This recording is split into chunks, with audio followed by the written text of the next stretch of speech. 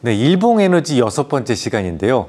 시작부터 지난주에 보셨던 차트를 소환해 보겠습니다. 자, 노란색 구간 두 군데 보이시죠? 노란색 구간에서의 반등 에너지를 지난주에 좀 비교를 해봤었어요. 자, 뚱뚱한 양봉, 태양봉은 그 자체적으로 강한 에너지를 갖고 있기 때문에 붉은색 수평선이 보이시죠? 강한 에너지를 가진 지지선이 될 수 있습니다. 양봉은 시가에 걸린다라고 말씀을 드렸으니까요. 자, 강한 지지선에서는 토끼처럼 튀어야 마땅합니다. 그런데 떼구르르 구르는 듯한 모습을 보이고 있죠. 이런 반응을 보고 우리는 즉각 추가 하락이 있을 것이다 라는 것을 예상할 수 있어야만 합니다. 이처럼 에너지의 균형만 잘 관찰한다고 하더라도 가까운 미래의 모습을 상상할 수 있단 말이죠.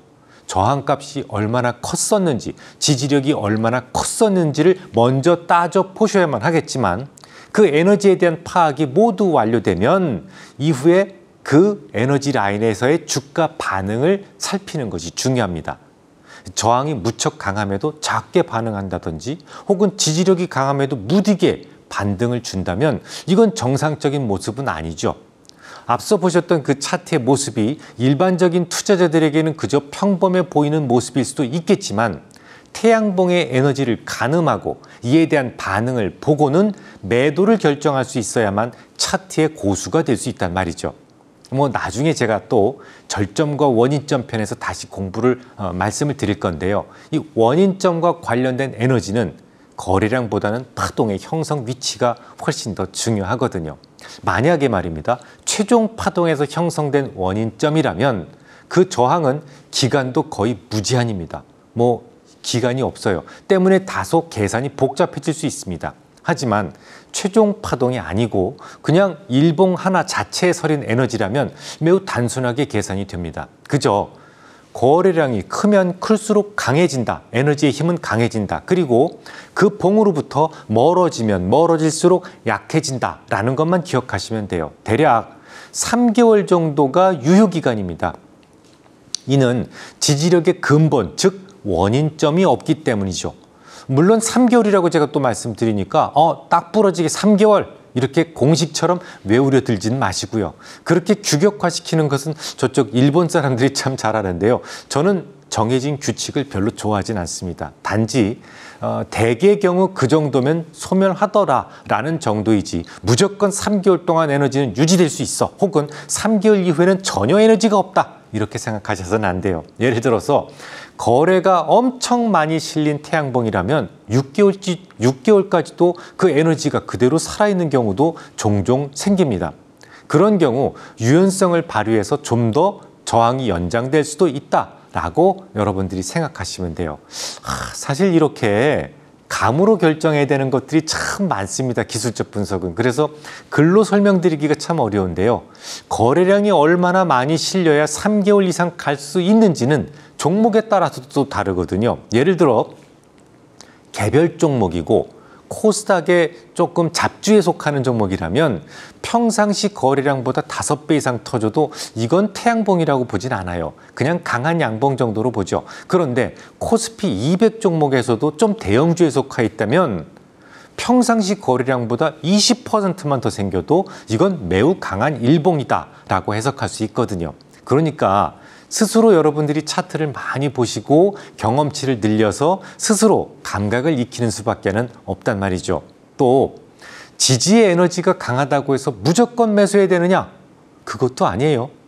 여러분들이 지금부터 살피셔야 되는 것은 작용에 대한 반작용, 그 균형입니다.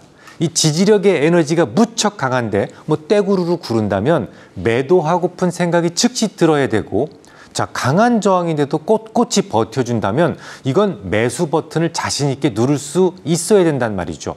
물론 누구도 미래를 함부로 말할 수 없습니다. 그래서 모든 매매가 성공적이지는 않아요. 다만 매매를 실패했다고 하더라도 손실을 극적으로 줄일 수 있습니다. 쉽게 예를 들어볼까요? 제가 즐겨 쓰는 표현 중에 에너지가 강해서 판단이 비교적 용이한 종목입니다 라는 말씀을 드릴 때가 있습니다. 이 말은 에너지가 강하면 강할수록 매우 단호한 매수 매도의 신호, 결정을 내릴 수 있다는 얘기죠. 자, 그러면 차트를 보시기 바랍니다. 단단한 태양봉이 보이시죠? 게다가 장중에 직전 고점을 뚫고 있습니다. 그러면 그 양봉의 시가에는 엄청난 에너지가 서려 있을 거예요. 그 에너지를 보고 매수하는 것은 정당한 행동이라는 얘기죠. 특히 붉은색 화살표 구간을 한번 보세요. 음봉이었죠. 제법 뚱뚱하고 깁니다. 그 음봉의 시가에는 지지력이 존재하겠죠. 그러면 여러분들의 공략 시점은 그 지점이 돼야 돼요. 그 지지력을 믿고 여러분들은 매수 계획을 세울 수가 있습니다. 그러니까 오른색, 파란색 화살표 구간에서는 자신 있게 매수하는 것이 정석이다라는 것이죠. 물론 지나고 나서 확인해 보면 여기서 매수했다면 실패였죠.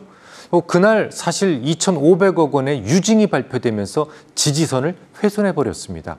언제든 새로운 재료가 우선이에요. 하지만 그 재료가 나오기 이전에 매수한 것이고 이미 이 거래는 실패한 거래가 되는 겁니다. 하지만 너무도 단호한 지지선이 있었죠. 태양봉, 그죠? 그래서 그 지지선이 훼손된다면 반드시 매도해야만 하는 거예요. 요것만 잘 하시면 되는 겁니다. 명심하십시오. 좋은 모습을 보고 매수하는 건 죄가 되지 않아요. 누구나 할 수 있습니다. 하지만 단호한 지지선이 깨졌음에도 방관하는 것은 차티스트로서는 중죄인이 될 수 있는 겁니다. 다시 파란색 수평선을 뚫어지게 쳐다보십시오. 지지력이 희미했다면 누르는 힘에 의해서 일시적으로 이탈하기도 쉽고 또 그렇게 이탈되었다고 하더라도 흐지부지 다시 상승하는 경우가 많아요. 하지만 매우 단호한 지지선에서는 토끼처럼 튀어 올라야 정상입니다. 여러분, 바닥, 콘크리트 바닥에 고무공 한번 떨어뜨려 보세요. 퉁 튀기지 않습니까? 단단하면 튀겨야 돼요. 튀기지 않고 머뭇거린다면 당연히 여러분들은 매도 결정을 하셔야만 한다는 얘기입니다. 그러니까 지지선이 강한 종목에서 수익 내기가 쉽다, 이런 얘기가 아닙니다. 이 세상에 쉬운 종목은 없어요. 또한 단호한 지지선이 있다라는 말은 무조건 그곳에서 상승한다는 말도 아닙니다. 지금 이 공부의 목적은 그 지지선과 저항선에서의 반응을 보시라는 거예요. 그 반응이 명료하게 나타날 수 있을 정도로 강한 지지선을 가진 종목이라면 우리의 매매 결정 역시 단호하게 내릴 수 있기 때문에 쉬운 종목이다라는 말씀을 드리는 겁니다. 다음 주에 계속하겠습니다.